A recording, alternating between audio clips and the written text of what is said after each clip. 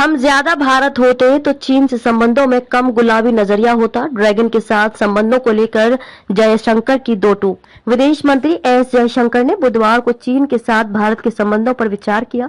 उन्होंने ऐतिहासिक बारीकियों पर प्रकाश डालते बताया कि कैसे अधिक भारत केंद्रित दृष्टिकोण चीन के साथ अपने संबंधों को अलग तरह से आकार दे सकता था।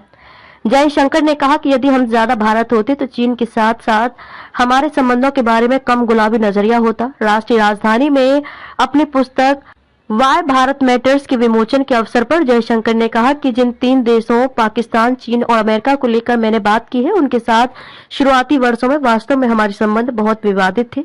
जयशंकर ने चीन पर भारत के पहले उप प्रधानमंत्री और गृह मंत्री सरदार वल्लभ भाई पटेल और पहले प्रधानमंत्री जवाहरलाल नेहरू के बीच नोट और पत्रों के आदान प्रदान का जिक्र करते हुए ऐतिहासिक रिकॉर्ड का हवाला दिया गया। उन्होंने चीन के साथ संबंधों पर भारत की शुरुआती रुख की जटिलताओं पर प्रकाश डालते हुए दोनों नेताओं द्वारा व्यक्त किए गए बिल्कुल अलग अलग विचारों का उल्लेख किया है।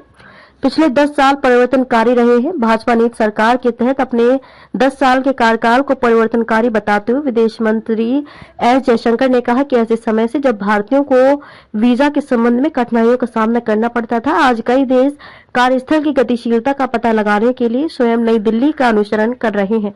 उन्होंने इस बात पर भी जोर दिया कि आज आपूर्ति श्रृंखलाओं और डिजिटल प्रवाह के अलावा वैश्विक कार्यस्थल के क्षेत्र में भी एक बड़ा अवसर मौजूद है।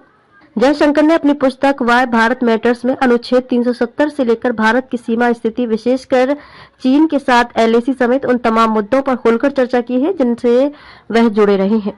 जयराम ने कहा कि जयशंकर ने बौद्धिक ईमानदारी खो दी। कांग्रेस महासचिव जयराम रमेश ने मंगलवार को नेहरू की चीन नीति पर टिप्पणी के लिए विदेश मंत्री एस जयशंकर की आलोचना की और कहा कि जयशंकर ने सभी बौद्धिक ईमानदारी और निष्पक्षता खो दी है। इंटरनेट मीडिया प्लेटफॉर्म एक्स पर जयराम ने लिखा कि विदेश मंत्री एक नवधर्मांतरित व्यक्ति हैं। उन्होंने तंज कसते हुए लिखा, जब भी मैं विद्वान और तेज तर्रार विदेश मंत्री द्वारा नेहरू पर दिए गए बयानों को पढ़ता हूं तो मैं केवल उन अनगिनत परिक्रमाओं को याद कर सकता हूं जो वह अपनी शानदार पोस्टिंग के लिए नेहरूवादियों के आसपास किया करते थे।